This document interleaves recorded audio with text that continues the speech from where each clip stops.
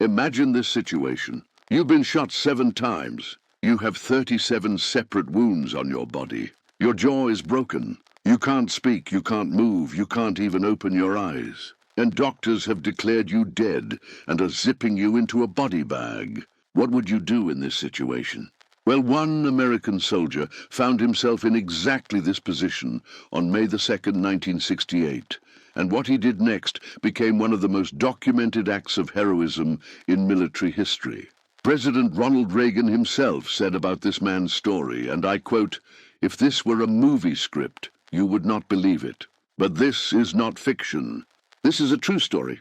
And today, we're going to understand the complete story of Master Sergeant Roy Benavidez and his 6 hours in hell. But before we begin, I want to know, what time is it where you're watching this video right now? And which country or city are you watching from? Please let me know in the comments below. I love hearing from viewers all around the world. And it's fascinating to see how these stories of heroism connect us across different time zones and continents. Now, let's get back into Roy's heroic story. But first, let's understand the background. Roy Perez Benavidez was born on August 5, 1935, in a small town called Lindenau in Texas, United States. His father was a Mexican farmer, and his mother was from the Yaqui indigenous tribe. Roy's childhood was extremely difficult. When he was only 3 years old, his father died from tuberculosis. And just 5 years later, when Roy was 8, his mother also died from the same disease. So at the age of 8, Roy Benavidez became an orphan. He and his younger brother Roger were sent to live with their uncle in El Campo, Texas. The family was very poor. 8 cousins were already living there, so now there were 10 children in one small house.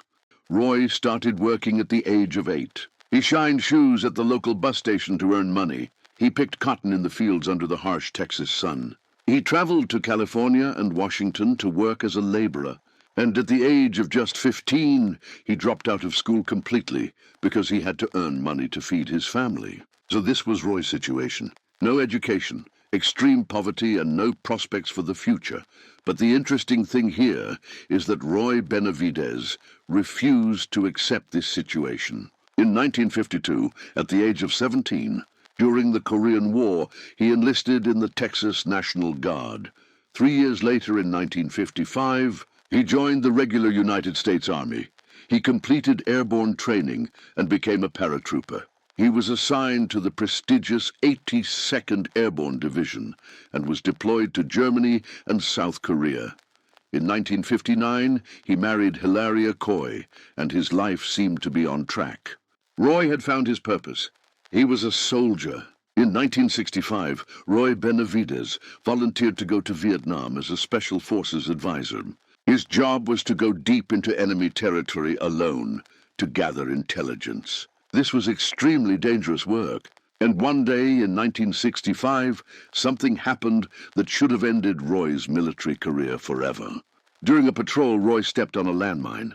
The explosion completely shattered his spine. When he woke up at Clark Air Force Base in the Philippines, doctors gave him devastating news. He was paralyzed from the waist down. The doctors told him very clearly, "Roy, you will never walk again. Your spine is permanently damaged. We are preparing your discharge papers from the Army." Now, for most people, this would be the end of the story. But what Roy did next is truly remarkable.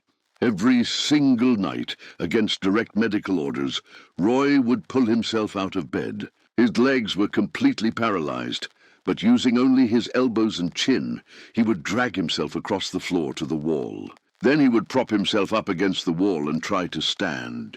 Night after night, for months, in excruciating pain, Roy forced his body to move. First, he managed to wiggle his toes, then his feet, then his ankles. Month after month, he rebuilt his shattered body purely through willpower. And here's the fascinating part. When doctors came to give him his final discharge papers, Roy Benavidez stood up from his bed and walked toward them. The doctors were absolutely shocked. Instead of discharging him, the Army compressed 18 months of physical therapy into just 6 months and sent him to Fort Bragg, North Carolina. When Roy arrived at Fort Bragg, he could barely walk. 6 months later, he could run 10 miles with a heavy rucksack on his back. And in 1967, Roy Benavidez completed Special Forces selection, earned his Green Beret, and returned to Vietnam with the elite 5th Special Forces Group. Think about this, friends. A man who was told he would never walk again was now part of America's most elite fighting force. Now let's come to May 2nd, 1968, the day that changed everything. Roy Benavidez was at Forward Operating Base Loc Ninh, near the border between Vietnam and Cambodia. That morning, he heard a desperate radio call. A 12-man reconnaissance team, consisting of 3 American Green Berets and 9 indigenous Montagnard fighters, had been ambushed deep in the jungle. And here's the critical data. They were surrounded by approximately 1,000 North Vietnamese Army soldiers. So the ratio was 12 men against 1,000. That's 83 to 1. 3 helicopters had already attempted to rescue them. All 3 had been shot down by intense enemy fire. The pilots were killed. So the situation was this. No one was willing to attempt another rescue because it was essentially a suicide mission. But here's the interesting thing. The team leader trapped in that jungle was Sergeant First Class Leroy Wright, Roy Benavidez's best friend.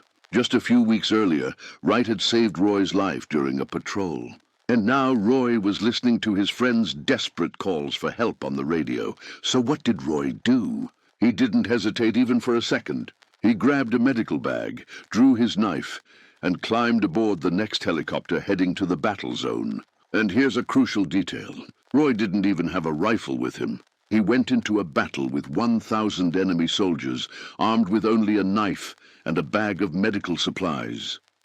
When the helicopter reached the area, enemy fire was so intense that the pilot couldn't land. The pilot shouted, "I cannot land here. We'll be shot down."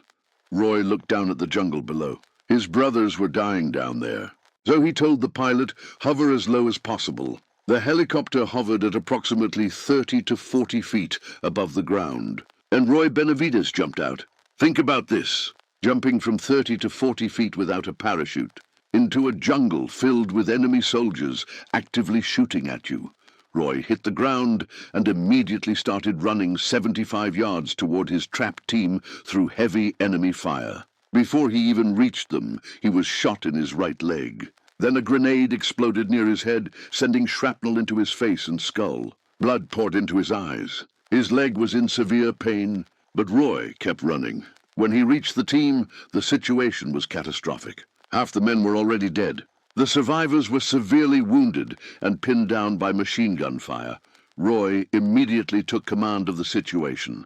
He reorganized their defensive perimeter, grabbed an AK-47 from a dead soldier, and began returning fire. He threw smoke grenades to mark their position for rescue helicopters. Then, one by one, he began dragging and carrying the wounded soldiers toward the extraction point. As he provided cover fire near the helicopter, enemy bullets were flying everywhere. He was shot in the abdomen. Grenade shrapnel tore into his back. And then, in the middle of loading wounded soldiers, the helicopter pilot was killed and the aircraft crashed. Now the situation became even more desperate. They had no way out. Roy was severely wounded and losing blood rapidly. But instead of giving up, what did Roy do? He moved to the crashed helicopter, pulled the survivors out of the burning wreckage, and formed a new defensive perimeter. Then he began calling in tactical airstrikes and directing helicopter gunships to suppress enemy fire so another rescue could be attempted. For the next several hours, Roy moved around that perimeter, distributing water and ammunition to his men, administering first aid, and keeping them alive through pure determination. During this time, he was shot again in the thigh. Now comes the most dramatic part of the story. As Roy was carrying another wounded soldier, an enemy soldier attacked him from behind and clubbed him in the jaw with a rifle. His jaw broke. Then that enemy soldier stabbed Roy with a bayonet, driving it deep into his stomach. Now, at this point, most people would have died. But Roy Benavidez pulled the bayonet out of his own stomach, drew his knife, and killed the enemy soldier in hand-to-hand combat. He left his knife in the dead soldier's body and kept moving. When the next extraction helicopter finally arrived, Roy spotted 2 more enemy soldiers rushing toward it. He grabbed an AK-47 and killed both of them before they could attack. And then, friends, Roy did something truly unbelievable. Holding his intestines inside his body with one hand, he made one final trip back to the perimeter to ensure all classified documents had been recovered and every man was accounted for. Only after confirming this did he allow himself to be pulled into the helicopter. Let's understand the final statistics. Roy Benavidez had been shot 7 times. He had 37 separate bullet, bayonet, and shrapnel wounds. His jaw was broken. He had lost enormous amounts of blood. When the helicopter landed back at base, Roy was covered in blood from head to toe. He couldn't speak, couldn't move, couldn't open his eyes. The medics examined him briefly and declared him dead. They placed Roy Benavidez in a body bag and began zipping it up. A doctor leaned over to zip it completely closed so Roy could be placed with the other dead soldiers. But at that moment, Roy summoned every last ounce of his remaining strength. Unable to speak or move, he did the only thing he could do. He spat blood in the doctor's face. The doctor jumped back in shock. Roy Benavidez was alive. Now let's understand what happened after this. Roy spent over a year in hospitals, recovering from his wounds. Initially, he was awarded the Distinguished Service Cross, which is the second highest military decoration in the United States. The reason he didn't receive the Medal of Honor immediately was because the Army believed there were no living eyewitnesses to his actions, which is a requirement for the Medal of Honor. But in 1980, something interesting happened. One of the soldiers Roy had saved, a man named Brian O'Connor, was on vacation in Australia when he read about Roy in a newspaper. I immediately contacted the Army and submitted a detailed 10-page eyewitness report of everything he witnessed. Every heroic action Roy performed. Basically, O'Connor was severely wounded that day and evacuated before Roy.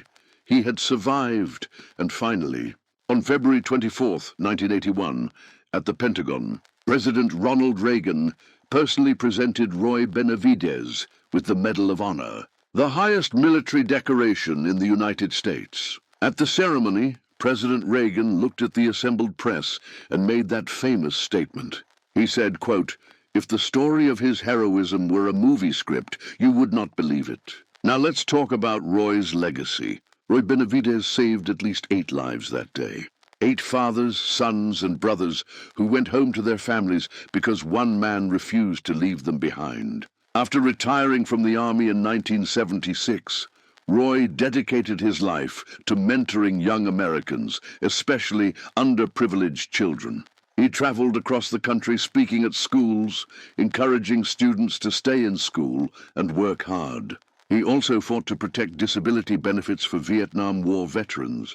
Master Sergeant Roy Benavidez died on November 29, 1998, at the age of 63. He was buried with full military honors at Fort Sam Houston National Cemetery in Texas. Today, multiple schools, military bases, and even a United States Navy ship are named after him.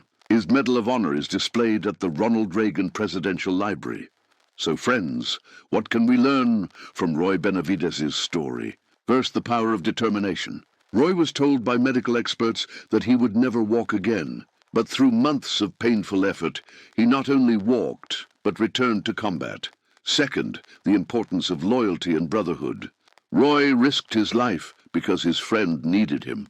He refused to abandon his fellow soldiers even when death was certain. Third, that heroism is not about seeking glory. Roy jumped into that battlefield with just a knife and a medical bag. He wasn't thinking about medals or recognition. He was thinking about saving lives. And finally, friends, Roy Benavidez's story reminds us that human beings are capable of extraordinary things when they refuse to give up. Roy was an orphan who picked cotton to survive. He had every reason to accept defeat at multiple points in his life, but he never did. When his spine was shattered, he fought back. When his friends were dying, he jumped from a helicopter into hell. When he was placed in a body bag, he spat blood to show he was still alive. This is the story of Roy Benavidez, a story of courage, sacrifice, and an unbreakable human spirit. Thank you for watching, friends. If you found this story interesting and educational, please like this video and subscribe to the channel for more such content. Because in the next video, we'll meet another soldier whose courage under fire became legend. But unlike Roy, his story ended in mystery. See you in the next video.